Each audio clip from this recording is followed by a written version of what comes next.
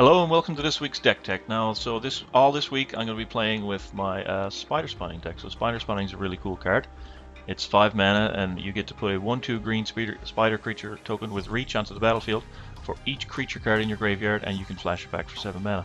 So if you can get a bunch of creatures in your graveyard and cast this thing, you can just flood the board with spiders and just effectively stop the opponent from doing anything, which is fantastic. So we're going to try and fill up our graveyard with a bunch of creatures, but we're also going to play like a mid-range game as well. We're going to put in some efficient creatures, so that way we don't always need the spiders to win. We can just beat down with some efficient creatures. So I'll show you some of the components of the deck here now. We'll start off with the 2 drops. We have Elvish Visionary, 2 mana 1/1, draw a card, which is nice, just an early blocker and keeps you cycling through your deck. This guy is probably one of the best cards in the deck. It's another 2 mana 1/1. But you get to reveal the top 4 cards of your library, grab a land into your hand, and the rest goes into your graveyard. So you can just start feeding your graveyard as early as turn 2, and you make sure that you keep hitting your land drops. Same thing with Visionary. Cycling through your deck, make sure you hit your land drops and keep moving on. Another card that we can cast for 2 mana if we want to are these Viscera Draggers. You can cycle them for 2 mana, so it's good for 2 reasons. So cycling, you get to draw a card, and it also puts a creature directly into your graveyard, and if you ever need to unearth it, you just pay 2 mana and you get a 3/3 haste, and sometimes you can steal a few games just unearthing some guys and swinging wide. So that's what we have on 2 mana. Our 3 mana plays, we have this guy, Necromancer's Assistant. He's a 3/1, 3 power for 3 mana is pretty good, and he also fits our graveyard sub theme. We get to just pop 3 cards in there, so he's pretty decent. He trades with most stuff. Dead Reckoning, that's our. I used to have Treasured Find in this slot just to get a card back to my hand, but the deck really lacked removal. And it's, there's 30 creatures in the deck and 24 lands. So pretty much every card in the deck is a creature anyway. So what this card is going to do is allow you to get back the creature that you want and kill something in the process. It's a bit slower than Treasured Find because the card goes to your top of your library rather than directly into your hand. But overall, just the ability to interact with what your opponent is doing is worth the extra turn delay. Is that all we have on 3 mana? Let's look at green. Well, we got 1 Elder Laurels, which is pretty sweet. You don't always need him. He's a nice body against aggro, 3 on the back. But the real thing with him comes when you have a stalled board. Maybe it's a mirror match, maybe it's a token match, and you've all got multitudes of creatures out there. You just drop this guy, activate his ability after you declare your attack, and after your opponent declares his blocks, you look at an unblocked creature, and you just pump it up for the win. You can also target Palaka Worm with this because he has trample. So I mean that helps push a lot of damage through, even if you have 4 or 5 creatures on the board. This guy goes to 11, 11, 12, 12 trample. It's pretty tough to deal with. And at 4 mana, we have this card, which is fantastic. The Graveworm Use. So we get to draw X cards and lose X life, where X is the amount of zombies we control. So on her own, she's a zombie, so we get to draw an extra card every turn, which is fantastic. But we also have 4 Necromancer's Assistants, more zombies. And if we hardcast a Viscera Dragger, for 4 mana, we get our 3/3, and he's a zombie ogre warrior, so we get to draw cards off him too. So she can quickly get out of hand in this deck and just snowball you with advantage. We also have a Singleton Vengevine at 4 mana, because if you dump him in the graveyard, you can usually get him for free just by casting a couple of small creatures. I mean, free creatures are good, right? So if you can get a 4/3 haste for nothing, even on turn 4, this guy is good. You just cast him and you start beating down, which is great. Now we move on to 5 mana. Of course, we got Shadowborn Demon here. It's kills pretty much anything in the game. Doesn't miss much. Baneslayer Angel.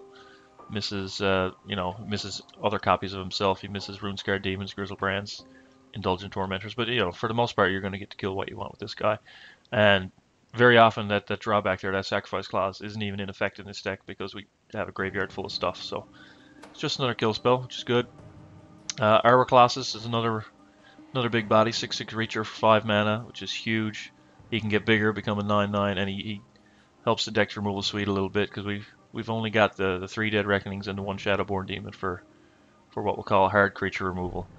So this guy in the graveyard, he lets your Dead Reckonings do 6 damage, and when he's on the battlefield, he can swat opposing flyers, all the stuff that the Shadowborn Demon misses, like those Baneslayers. He can just monstrous this guy and kill him that way.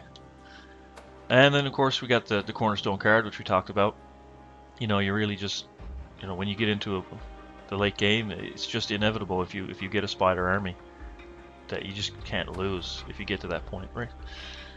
And then we get to 6 mana, nothing in black. 6 mana we have Nemesis Immortals, which is he's a 5/5 for 6, but if you look at him, he costs 1 less to cast for each creature card in your graveyard. So there are plenty of times where you'll hit a Satyr Wayfinder on turn 2, pick up a land, dump 3 creatures in your graveyard, and this guy's out on turn 3.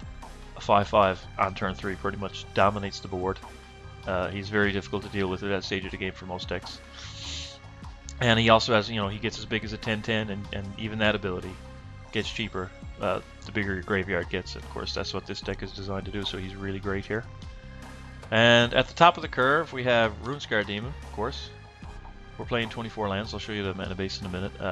He's a 6/6 flyer, which is huge, but he lets you tutor up what you need. I mean, a lot of times it could be Elder of Laurels on a stall board. Maybe you need a Graveborn Muse to start drawing cards. You could use a Dead Reckoning to kill something. Could be anything.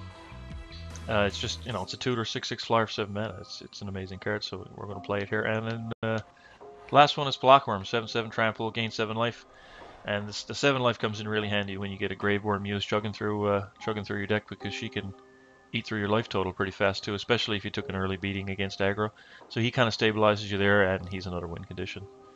It's a lot of big creatures here for Dead Reckoning too. If you get these in the graveyard early, you get 7 here, 5 here, 6 here, 4 here. There's a lot of big dudes, so you can hit a lot of targets with this Dead Reckoning here. I think it's better than Treasured Find after having played with it, at least in this particular deck and style that it's set up for. So yeah, let's have a look at the mana base here now. I'm playing 24 lands because there are a lot of 7 drops in the deck, and we really want to hit all our drops every single turn. So obviously I'm playing the 4 gates. I've gone a little bit heavier into green than black because all of our turn 2 plays are green, and also Arbor Colossus has a triple green. But we can't go too far into green because we've got the double black on Dead Reckoning and Graveborn Muse. So I thought about adding some Savage Lands, but I think 4-tap lands is enough. I may change that in the future, but right now I'm pretty satisfied with how the deck performs. So yeah, I'm gonna take it out for a few spins. I'll post 1 game with this deck for the rest of the week, and let's see how I can do with it. Hope you enjoyed it.